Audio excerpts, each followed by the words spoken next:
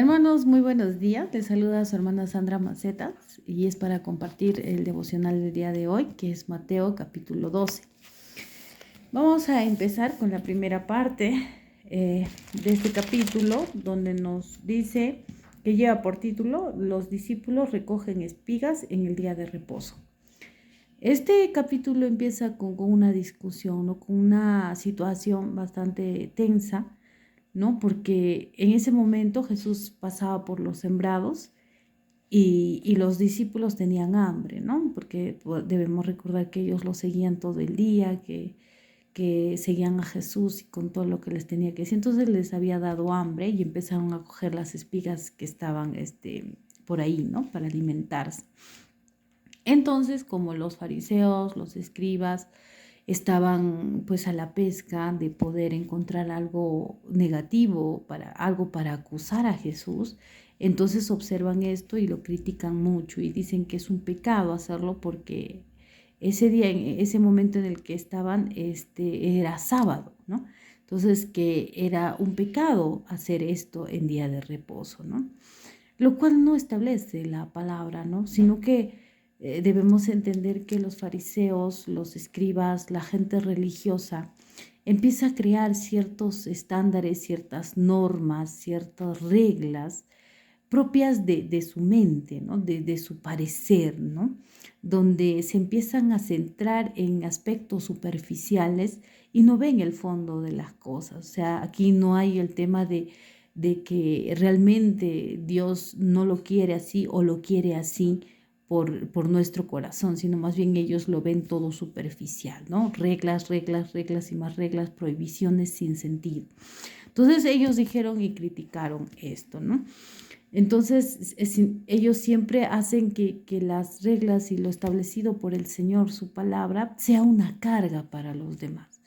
O sea, en lugar de que cumpla una función, la función adecuada y llegue a las personas el mensaje adecuado, lo que hacen las personas religiosas es poner cargas sobre los creyentes, cargas sobre los demás, ¿no?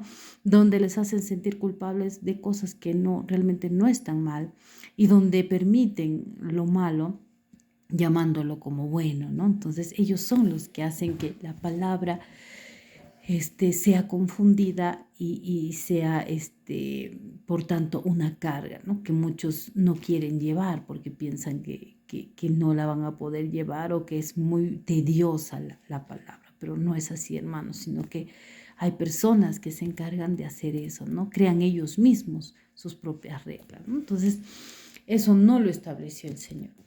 Ahora, también aquí pasa algo,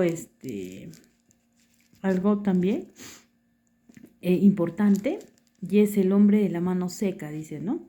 Pasando de allí vino a la sinagoga de ellos, y aquí había allí uno que tenía seca una mano. Y preguntaron a Jesús, miren, ellos ya estaban al acecho, ¿no? Estaban buscando cómo hacer quedar mal o ridiculizar a Jesús, ¿no?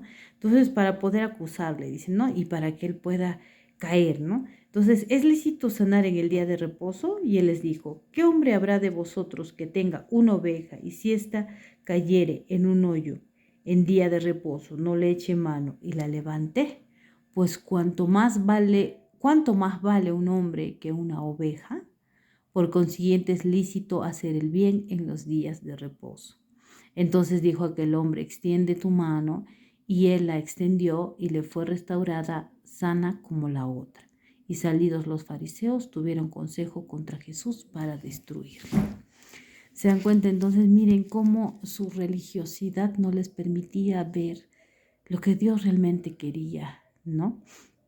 Y le dijo, o sea, ustedes hablan de que yo sane, de que se sane a una persona enferma. Eso les parece mal, pero no les parece mal sacar una oveja o un animal que se caiga en un pozo y que lo puedan rescatar, ¿no? Entonces, miren cómo es su comportamiento, como dice la palabra, ¿no? Que tragan el camello y cuelan el mosquito, ¿no? Que lo más importante lo dejan pasar y que se centran en aspectos muy superficiales, muy triviales, ¿no? Entonces, él les dice eso, sin embargo, ellos ya estaban planeando, pues, destruirlo, ¿no? Ahora, eh, vamos a ver en el capítulo, en el versículo 22, ¿no? La blasfemia contra el Espíritu Santo. Entonces fue traído a él un endemoniado, ciego y mudo, y le sanó de tal manera que el ciego y mudo veía y hablaba. Y toda la gente estaba atónita y decía, ¿será este aquel hijo de David? Miren, por las señales, las manifestaciones, los milagros que Jesús realizaba, entonces la gente empezaba a creer que había algo especial en él y que él podría ser el Mesías, el hijo de David, ¿no? Pero ahí mismo los fariseos al oírlo, no, al oír decir esto, decían, este no echa fuera los demonios, sino por Belcebú, príncipe de los demonios. Sabiendo Jesús los pensamientos de ellos, les dijo, todo reino dividido contra sí mismo es asolado y toda ciudad o casa dividida contra sí misma no permanecerá, ¿no? Y si Satanás echa fuera a Satanás, contra sí mismo está dividido, ¿cómo pues permanecerá su reino? Entonces les explica, ¿no? En pocas palabras le dice, lo que ustedes están diciendo no tiene ningún sentido, no tiene ninguna lógica. ¿Cómo Satanás va a echar fuera a Satanás? ¿No? O sea, ¿cómo yo podría hacer algo en contra de Satanás siendo de Satanás, ¿no? Viniendo de parte de él. Entonces, prácticamente les encara y les dice, ¿no? Que lo que están hablando no tiene ningún sentido, porque el reino de Satanás está unido, ¿no? Para cumplir su propósito.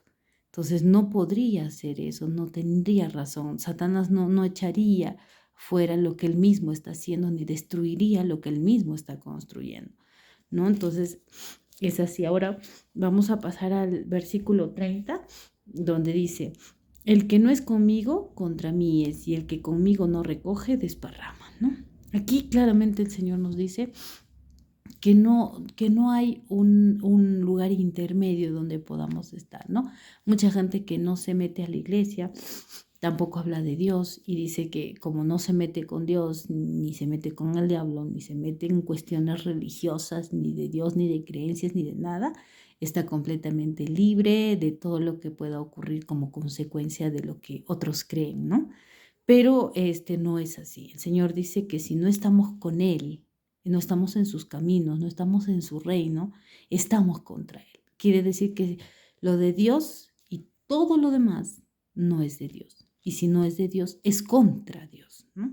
Entonces, hay mucha gente que dice, no, yo puedo llegar a Dios por mis propias creencias o por mi propia religión, o yo puedo, o Dios escucha a todos, o Dios, como nos ama a todos podemos llegar por nuestros propios medios y quiere hacer las cosas a su manera, ¿no? No a la manera de Dios, sino a su manera, a la manera en la que ellos entienden y quieren que sea, ¿no? Pero dice, el que no es conmigo es contra mí, así de claro, y el que conmigo no recoge, desparrama. Entonces va a terminar perdiéndolo todo. Si no lo hacemos con el Señor, no tenemos posibilidad de tener victoria, dice, ¿no?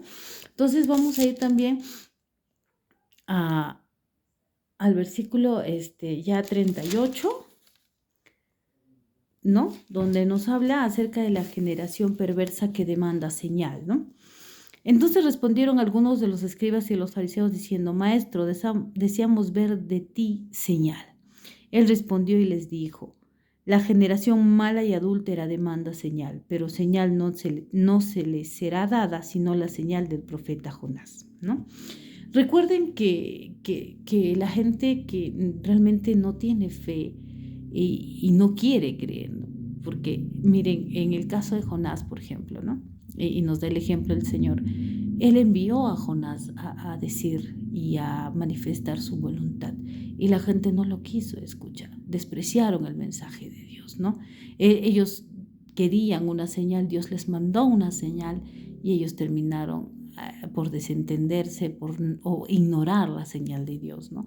Entonces, lo que podemos entender es que la gente no realmente demanda señal, sino es que no quiere obedecer y es un pretexto el pedir señales, ¿no? Porque aquí está la palabra, hermano, ¿no? Hay mucha gente que quiere señales, que quiere algo sobrenatural, algo extraordinario para escuchar, para obedecer la palabra de Dios. ¿no? Quiere algo fuera de lo natural, fuera de lo común, ¿no? Para obedecer lo que Dios dice. Pero es tan sencillo como leer su palabra. La voluntad de Dios está escrita en la palabra. No se necesitan señales, no se necesita una confirmación de parte de Dios más que su propia palabra, la palabra de Dios, ¿no?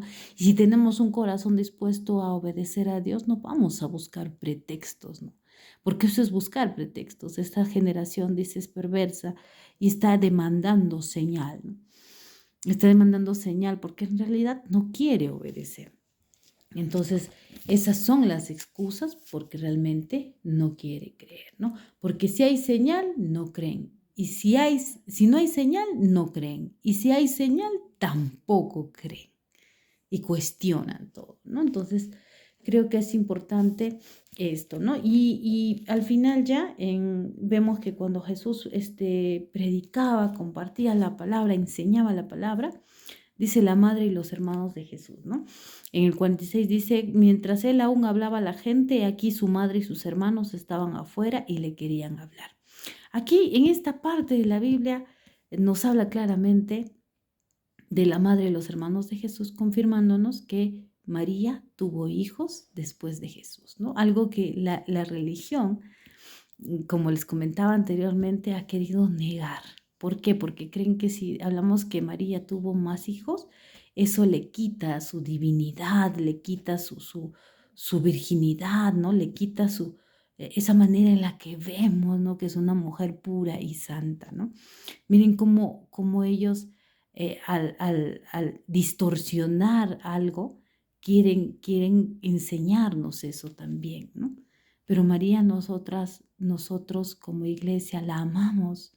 Es una mujer que estuvo dispuesta a hacer la voluntad de Dios y que sí tuvo hijos y que no tiene nada de malo que ella haya tenido hijos, ¿no? Después de Jesús, que a Jesús lo tuvo de manera sobrenatural, pero después ya tuvo hijos porque él ya tenía un esposo, ¿no? Y tuvo hijos y esto es bueno porque el Señor lo permite en nosotros, porque Dios quiere eso, ¿no? Entonces dice acá la madre y los hermanos de Jesús fueron a buscarle, dice, ¿no? Y dijo, he aquí tu madre y tus hermanos están afuera y te quieren hablar. No podrían decir tu madre y tus hermanos, porque algunas personas dicen, no, es que dice hermanos porque los decía hermanos a todos. No, le dicen tu madre y tus hermanos quieren verte, ¿no? ¿Y por qué responde Jesús esto? Entonces, respondiendo él al que le decía esto, dijo, ¿quién es mi madre y quiénes son mis hermanos? Y extendiendo su mano hacia sus discípulos, dijo, he aquí mi madre y mis hermanos, porque todo aquel que hace la voluntad de mi Padre que está en los cielos, ese es mi hermano y hermana y madre. ¿No? Entonces, ¿por qué aclararlo, no? ¿Por qué decir, no, en realidad mi madre y mis hermanos, o sea, mi familia, son aquellos que hacen la voluntad de mi Padre? Vinieron a buscarle su mamá y sus hermanos, pero él dijo que él estaba ocupado con sus hermanos, con su madre, con sus hermanas que hacen la voluntad del Padre. Entonces aquí claramente nos dice el Señor que Jesús tuvo hermanos de carne, ¿no?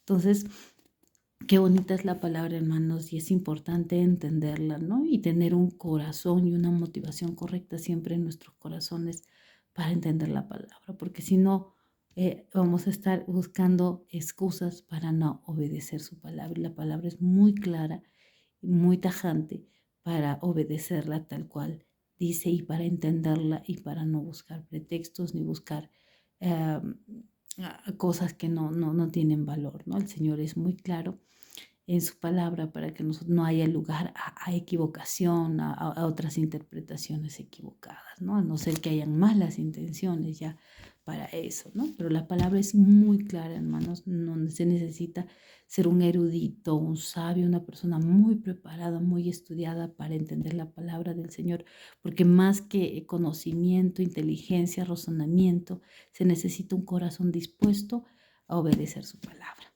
Así que eso es lo que vamos a compartir el día de hoy, hermanos. Muchísimas gracias por su atención y que el Señor los bendiga grandemente en este día.